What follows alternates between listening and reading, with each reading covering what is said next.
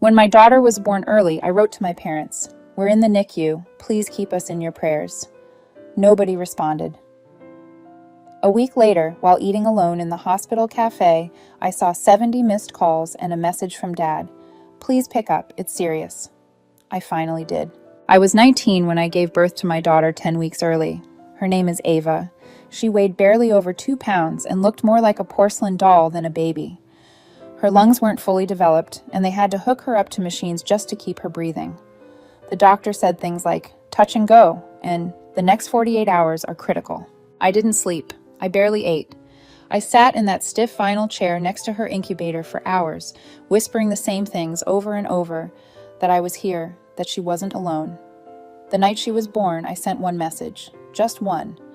Not dramatic, no crying emoji or anything, just a straight line. "We're in the NICU. Please keep us in your prayers." I sent it to my mom, my dad, and my older brother, Eric. Then I put my phone away and waited. No one replied. The next morning, I checked my phone, expecting at least something, a "what happened?" or a "we're on our way." Nothing. Not even a heart emoji. I thought maybe they were just in shock or didn't know what to say. But by day 3, I knew what it was. They were ignoring me. A few things probably mattered more to them than their daughter having a preemie in critical condition. That I had dropped out of college, that the father wasn't around, that I hadn't begged to move back in after getting pregnant, that I was making decent money in tech support and somehow surviving without their approval. I guess they thought that meant I didn't need anything else. Thank God for Grandma Jean. She was 80, but still moved around like she was 50, and she showed up the next day with a thermos of soup and a bag of clean clothes. She didn't say much, but she came every day and just sat there next to me while I stared at Ava through the plastic. My only other support was Rachel, my old roommate. She lived 40 minutes away and worked full-time, but she called me every evening like clockwork. Sometimes she even dropped by after work with takeout. I didn't realize how rare that kind of loyalty was until I started paying attention to who wasn't calling. A week passed like that. I barely noticed what day it was. Ava had made it through the worst part and was starting to stabilize. I decided to take 10 minutes to breathe and grabbed a muffin from the cafe downstairs. I hadn't even gotten halfway through it when my phone buzzed violently in my pocket. 70 missed calls, most of them from my dad, 2 from my mom, 1 from Eric. My stomach dropped. I had this brief, absurd moment of hope that maybe they were worried about Ava, that maybe it had finally hit them what was happening. Then I saw the message, "Please pick up, it's serious." My hands were shaking when I called back. My dad answered on the first ring. Then he told me what had happened, or at least what he thought was the emergency. And that's when I realized what my family really was, so I call him back, heart pounding, thinking something happened to my mom or Eric. Or maybe finally it hit them that Ava was in real danger, that I was alone, that I needed them. He answers, and the first thing he says is, "Do you have $15,000? I didn't speak right away. I remember looking around the hospital cafe like maybe I was on some hidden camera show. I asked why. He launched into this long, winding explanation about how Eric had invested in some kind of business, a car flipping venture, and the guy he partnered with ran off with their money. Apparently, my dad co-signed a personal loan for him, and now they were behind on payments. The bank was threatening legal action, and they were afraid they'd lose the house. I just sat there staring at the half-eaten muffin in my hand. No one had come to see me. No one had asked how Ava was doing. They had ignored my texts for a week while I sat next to a premature baby fighting for her life. But now, all of a sudden, I was worth talking to because I had a good-paying job and a savings account. I didn't yell. I didn't cry. I just told him I was in the hospital cafe and needed to get back upstairs. He said something like, "Just think about it, please. We're desperate." Then he hung up. That night, I didn't sleep again. But this time, it wasn't just because of Ava. I kept replaying it over and over, all the times they brushed me off when I told them I was serious about my work, how they called my job techie customer service like it was a cute hobby, how they treated my pregnancy like a mistake they wanted to distance themselves from. And now suddenly, I was supposed to be the family savior. Grandma Jean came the next morning. Same thermos, same quiet presence. I told her everything while we sat in the NICU hallway. She listened without interrupting, then just sighed and said, "They'll learn. It might take a while, but people like that always learn one way or another." Over the next few days, I watched my parents spiral. Missed calls turned into desperate voicemails. Eric even tried texting me, acting like we were suddenly close again. I didn't respond, but I didn't block them either. Not yet. I had a plan. I started moving my money quietly. I didn't want them to know how much I had or where it was. I had no plans of handing over 15 grand to cover my brother's stupidity, and the more I thought about it, the more I realized I'd been propping these people up for years. Little things mostly, helping with bills, fixing their Wi-Fi, teaching them how to use online banking, driving Eric to job interviews when his car broke down. They hadn't even noticed how much they depended on me until I disappeared from their little ecosystem. The silence must have scared them more than Ava's condition did. After 2 weeks in the NICU, Ava was finally moved to a step-down unit. She was getting stronger, gaining weight. I knew we'd be discharged soon, and I had to make a decision. Bring her home to my quiet little one-bedroom apartment or not. That's when Grandma Jean offered to move in for a while. She told me she'd be fine sleeping on the pullout, and I didn't even hesitate. Having her there changed everything. It made the apartment feel like home instead of a bunker. She was the one who taught me how to warm bottles just right, how to swaddle Ava when she got fussy. We laughed a lot during those first weeks, slept very little, but we were a team. Meanwhile, my family's messages turned colder. My dad's last voicemail sounded almost angry, like I owed him something. That's when I decided I wasn't going to just distance myself. I was going to cut them off completely. Financially at first, then slowly in every other way. The first thing I did was shut down the shared streaming accounts. Nothing dramatic, just changed the passwords and didn't tell anyone. Then I canceled the auto-pay on their cell phone bill, which, for some reason, was still in my name from when I first got a family plan years ago. I never even used that plan anymore. They didn't notice until it was due. Eric texted first, just said, "Weird question. Did the phone bill get canceled?" I didn't respond. 2 days later, my mom left me a voicemail.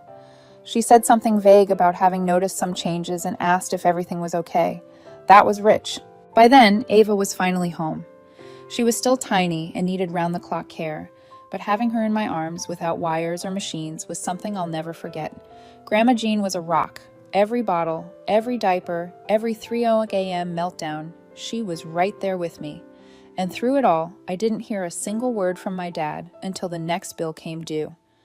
I had a joint account with them, mostly because my dad once claimed it would be useful in emergencies. I hadn't touched it in months, but they sure had. So I pulled everything out, not a fortune, but enough to sting. I transferred it to an account only I could access, then closed the joint one. That's when the messages started pouring in. Accusations, guilt-tripping. They wanted to know why I was being spiteful, why I was hurting the family. I ignored all of it. Eric went quiet for a while. Then my mom sent me a long email. One of those passive-aggressive ones that tried to sound concerned, but was full of blame. She even said, "We understand you're tired and hormonal, but this isn't like you." That part made me laugh out loud. What part wasn't like me? The part where I expected basic decency? The part where I didn't let my family take advantage of me during the worst period of my life? I started tracking every dollar, not because I was worried about money, I was doing fine, but because I wanted to make sure not 1 cent flowed in their direction again. I set up new accounts, paid off the remainder of my credit cards so no one could use my info. I got ruthless, and it felt good. Rachel came over one night with a bottle of wine and asked me half-jokingly if I was cutting them off for good. I said I hadn't decided. I wanted them to feel it first, not just the lack of money, the absence of me. A month went by. Ava got stronger every day. I was finally sleeping again, at least in short bursts, and Grandma Jean started going on short walks around the neighborhood. For the first time in ages, things felt calm. Then, out of nowhere, my mom showed up at my apartment. I almost didn't recognize her. She looked tired, worn down, and desperate. She stood in the hallway holding a manila folder, and the first thing she said was, "We really need to talk." I didn't invite her in. I told her Ava was sleeping, and I didn't want to wake her. She held out the folder. It was a stack of medical bills, none of them mine, all of them hers and my dad's. They'd gotten into some sort of health crisis mess. Something about my dad's blood pressure, a canceled insurance plan, and collections notices. They were drowning. She said they didn't need the full amount, just $15,000. Again with the 15. I didn't say yes, but I didn't say no either. I just closed the door. Grandma Jean was in the kitchen. She'd heard everything. She just shook her head and told me in her quiet way not to get pulled back in, that it wouldn't fix anything, that they'd just keep taking. But I couldn't stop thinking about it. Not because I felt guilty, but because this time I wanted them to owe me. 3 days passed after that hallway encounter. I didn't respond to any messages, didn't return calls. I just sat with it. Ava had started smiling, real smiles, not the reflex kind. And it kept pulling me back to the moment, to what actually mattered. I had everything I needed right here. But the thought still gnawed at me. $15,000 wasn't pocket change, but I had it. I'd been careful. I'd worked hard. I didn't spend recklessly, but it wasn't about whether I could afford it. It was about whether they deserved it. I finally told Grandma Jean what I was thinking. She didn't like it, but she didn't stop me either. She just said, "If you do it, make sure it's on your terms." So I drafted a letter. Nothing emotional, nothing about Ava or how they abandoned me. Just a simple agreement. I would give them the money as a loan, not a gift, no interest, repayment optional, but it would be the last time. No more help, no more bailouts, and no expectation of reconnection. I printed it, signed it, then attached the check and mailed it directly to their address. The silence after that was eerie. Not a thank you, not even an acknowledgement. Just nothing until a week later when my brother posted a picture on Instagram of himself with a brand new gaming console. The caption said something like, "Finally caught a break." I stared at it for a full minute. My blood went cold. That's when I knew it hadn't all gone to medical bills. Or maybe none of it had. I could have called him. Could have exploded, but I didn't. Instead, I went into my budgeting app, looked at the final total I'd given them, $15,000 exactly, and created a category called Lessons Learned. I didn't cut them off emotionally this time. I just stopped answering completely. Weeks passed. Grandma Jean and I found a rhythm. We'd have morning coffee while Ava napped, and she'd tell me stories about my mom when she was little, about how stubborn she'd always been, how proud. I could see pieces of it in myself, too.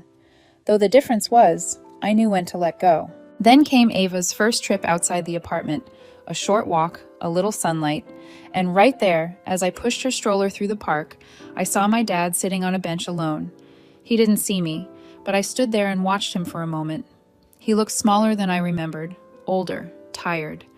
For the first time in a long time, I didn't feel anger, I just felt done. That night, I deleted every voicemail, every message I'd saved from them, even the first one from the NICU. I didn't need proof anymore. I had the ending I needed, or at least I thought I did. A few days after seeing my dad in the park, something changed. It started with a letter, not a text, not an email. An actual handwritten letter slid under my apartment door. No return address, no envelope, just folded paper with my name on the front. It was from Eric. He didn't say much, just that he was sorry, that he knew I hated him, that maybe he deserved it. He said he hadn't known the money had come from me. He thought our parents had figured something out or taken a loan. He only found out when he overheard our dad bragging about how Adele finally stepped up. That line alone almost made me rip the letter in half. But I didn't.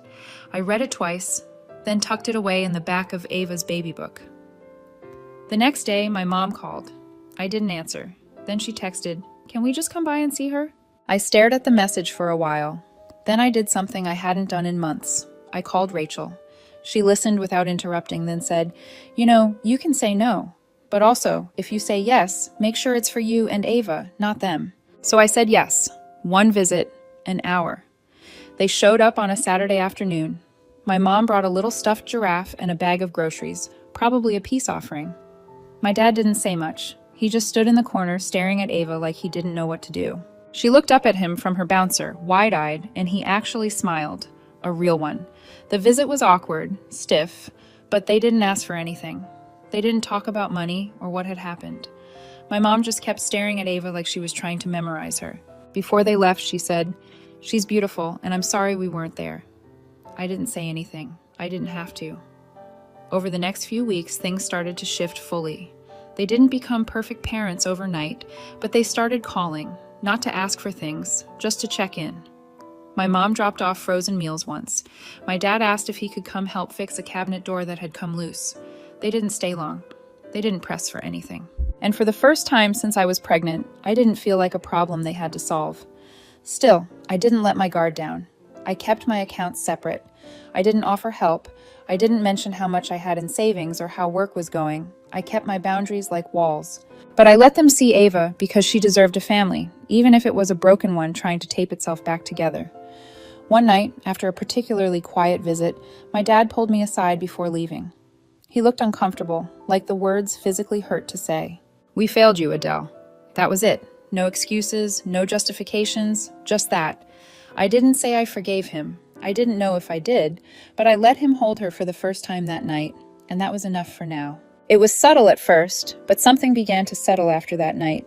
They started visiting more regularly, once a week at first, then twice. No drama, no backhanded comments or quiet judgments like before.